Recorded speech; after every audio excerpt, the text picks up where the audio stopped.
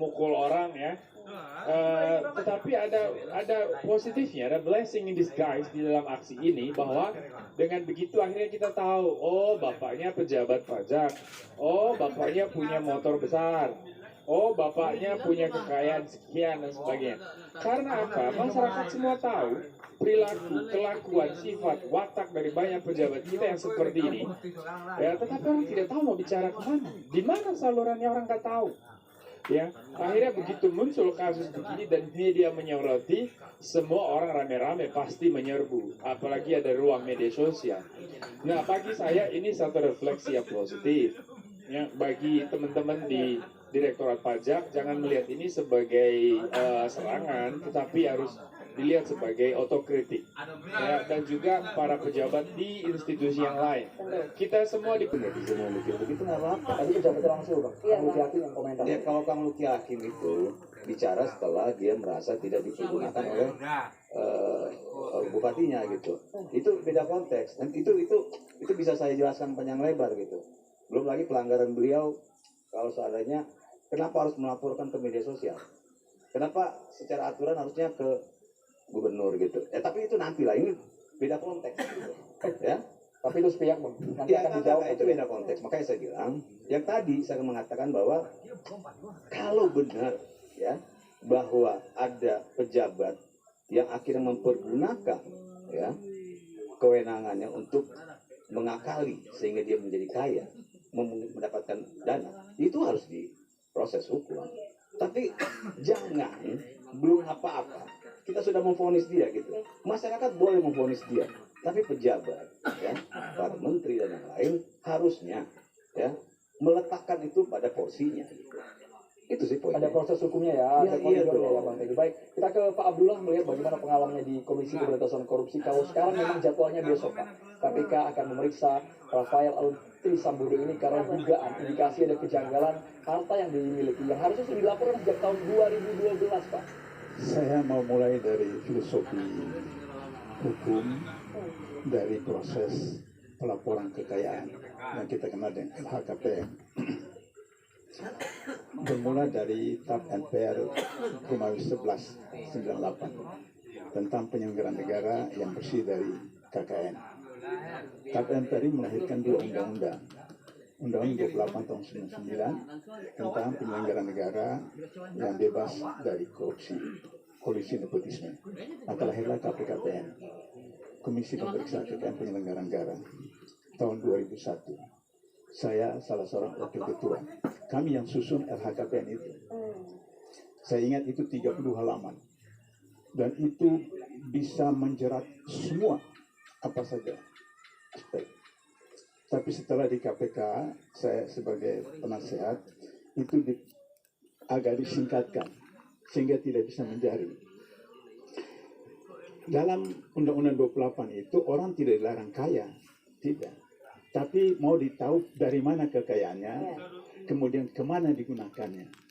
Nah, sehingga isi LHKPN itu pertama ada harta bergerak, harta tidak bergerak, kemudian rekening dan seterusnya. Rafael itu punya 8 bidang tanah, yang itu sekitar 40 miliar. Nah, itu. Kalau itu saya bisa paham, karena dia mungkin beli waktu puluhan tahun yang lalu. Kemudian NCOP naik, bisa seperti itu. Tapi kemudian persoalannya adalah kenapa misalnya mobil dan motor mewah itu tidak dilaporkan. Pengalaman saya 4 tahun di KPKPN dan 8 tahun di KPK, kalau orang laporkan pasti ada dokumennya. Mesti ada dokumennya. Apakah dokumen itu asli, dokumen tidak asli, itu lain cerita. Tapi ada dokumennya. Sehingga demikian maka bisa. Saya memeriksa seorang mantan Kadati, dokumennya setinggi begini. Sebenarnya Bapak dapat rumahnya dari mana? Oh, rumah itu saya beli karena mobil saya ini saya jual. Maka begitu. Dia bisa urut itu. Seperti itu. Jadi ada dokumennya. Kalau tidak dilaporkan berarti tidak ada dokumennya. Waktu kami susun LHKPN itu, ke atas 2 tingkat, ke bawah 2 tingkat, ke kanan 2 tingkat, ke kiri 2 tingkat. Jadi saya, bapak saya, kakek saya. Kemudian anak saya, cucu saya. Ke kanan, saudara, kemudian kemenakan. Di sini ipar, kemenakan. ketika di KPK karena terlalu rumit dipersingkat sehingga hanya satu tingkat, saya, bapak, dan anak. Jadi kalau misalnya saya simpan atas nama kakek saya atau cucu saya tidak diketahui. Kalau disimpan atas nama sepupu, kemudian sepupu dari istri tidak diketahui. Itu yang sekarang yang saya setuju dengan beliau bahwa itu harus ditelusuri. Mobil mewah itu kan, mobil itu kan harga 1,8 M. Gaji beliau take home pay itu 50-an juta satu bulan. Dan Pak Bambang izin. Dan bagusnya Maria ini sekarang kan KPK juga melakukan terobosan, bertindak lebih proaktif, ya, dengan ada seruan dari Ketua KPK Pak Firly bahwa semua penyelenggara negara pada level apapun harus berikan laporan harta kekayaan maksimal tanggal 1 Maret kalau nggak salah. Artinya bahwa KPK sendiri ingin betul-betul terdepan di dalam menjaga, mengontrol supaya ada transparansi. Artinya masyarakat di sini yang monitor. Nah ini bagus. Coba itu yang tadi ada kata statement beliau itu ada benarnya bahwa berarti Menteri Keuangan gagal mengawasi atau perintah kepada Dirjen untuk inspektorat untuk mengontrol karena ada 1.300 orang yang tidak melapor dan itu jelas berarti memang atasannya yang salah. Jadi menterinya, kenapa 1.300 orang tidak melapor? Sebenarnya dalam Undang-Undang 28 itu PNS semua tidak melapor.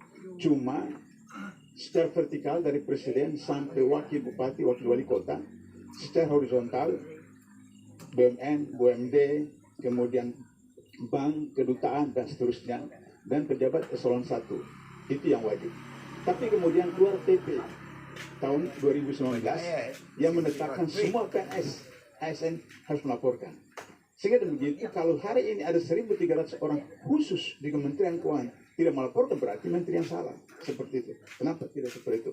Nah jadi kembali kepada persoalan gaya itu, maaf saya setuju dengan beliau karena etika pejabat publik. Jadi 3 tahun lalu jubir Perdana Menteri Jepang hadir dalam satu jamuan makan mewah. Ribut, kemudian beliau mengundurkan diri. Karena itu etika, saya 15 tahun di Malaysia, saya menemukan menteri besar di sana, di sini, Gubernur Kelantan. Dia punya gaji, Kelantan itu satu provinsi kaya di Malaysia. Itu dia pakai pakaian biasa, makan satu lauk. Jadi saya tanya kenapa? Ya saya bisa makan apa saja, tapi kan saya harus punya sense of crisis, rasa kepedulian kepada rakyat seperti itu.